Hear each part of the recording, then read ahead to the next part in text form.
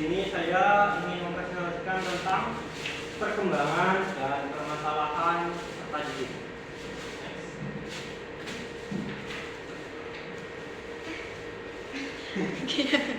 Baik, yang pertama itu rumusan masalah.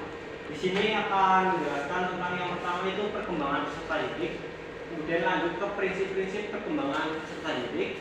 Selanjutnya faktor yang mempengaruhi perkembangan peserta didik. Terus yang keempat permasalahan dalam perkembangan. Yang terakhir ada penyelesaian masalah. Kemudian lanjut. Yang pertama pengertian perkembangan peserta didik. Apa sih itu perkembangan peserta didik? Jadi perkembangan peserta didik adalah bagian dari pengkajian dan penerapan psikologi perkembangan yang secara khusus mempelajari aspek-aspek perkembangan individu atau manusia yang berbeda, yang pada tahap ini yang akan dijelaskan pada tahap ini yaitu tahap usia sekolah dasar dan sekolah menengah. Next.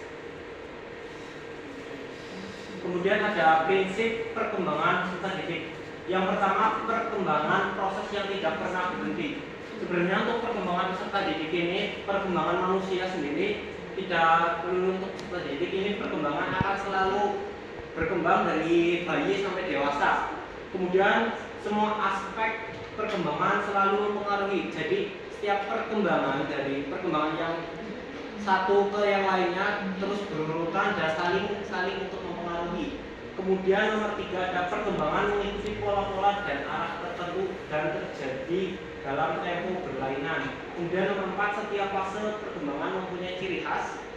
Yang kelima setiap individu yang normal mengalami fase perkembangan. Jadi setiap manusia yang normal, artinya yang normal itu pasti mengalami perkembangan. Kalau ada beberapa anak-anak yang mungkin perkembangannya tidak sempurna, ya seperti kadang-kadang ada anak yang kurang agak spesial begitu, biasanya perkembangan dari misal berjalan tidak bisa, terus berbicara mendengar dan lainnya tidak bisa. Jadi untuk orang-orang yang normal perkembangan pasti ada dan pasti terjadi. Kemudian ada faktor yang mempengaruhi perkembangan itu sendiri. Yang pertama faktor genetik atau keturunan yang diturunkan dari orang tua kepada anaknya. Jadi di sini biasanya untuk anak-anak yang spesial itu biasanya ada faktor dari entah dari orang tua atau saudara yang memiliki gen seperti itu. Biasanya perkembangan untuk anak itu biasanya lebih besar. Beda lagi dengan yang normal. Kalau yang normal biasanya ya kalau nutrisi dan saat mengandung itu orang tua tercukupi, kemungkinan besar anak-anak akan terlahir dengan normal. Kemudian ada faktor yang mempengaruhi faktor lingkungan. Lingkungan yang digauli oleh anak-anak mempengaruhi perkembangan dari si anak tersebut. Di sini lingkungan entah lingkungan yang baik yang atau buruk itu bisa mempengaruhi anak-anak dalam berkembang. Entah pola pikir, entah itu apa yang bisa mempengaruhi perkembangan tersebut. Kemudian selanjutnya permasalahan dalam perkembangan peserta didik. Yang pertama ada masalah perkembangan motorik. Masalah perkembangan motorik ini perkembangan fungsi pada organ tubuh anak. Jadi ini mulai dari bayi, perkembangan ini sudah mulai terlihat, mulai dari misal anak baru lahir biasanya mata masih tertutup. Setelah beberapa hari atau beberapa minggu biasanya anak-anak mulai membuka tapi belum bisa melihat dengan baik. Terus dari yang masih belum bisa berjalan sampai bisa berjalan, berbicara yang belum bisa berjalan sampai berbicara. Kemudian yang kedua masalah kesehatan reproduksi. Remaja, anak-anak remaja mungkin karena masifnya teknologi sekarang lah ya, biasanya banyak tontonan-tontonan yang seharusnya tidak ditonton oleh anak-anak. Masalahnya karena itu harusnya tontonan dewasa tapi tontonan anak-anak, akhirnya anak-anak itu akan jadi penasaran. Biasanya malah kalau yang penasaran ini akan cenderung biasanya mencoba dan akhirnya tidak terlanjur. Kemudian yang ketiga masalah rokok.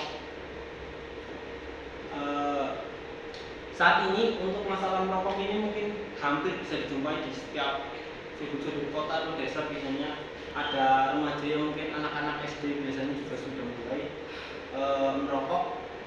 Sebenarnya merokok ini baik nggak sih? Merokok ini banyak sekali dampak buruknya ya.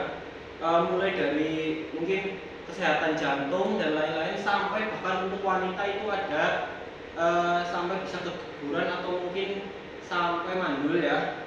Kemudian yang keempat masalah perilaku konsumtif.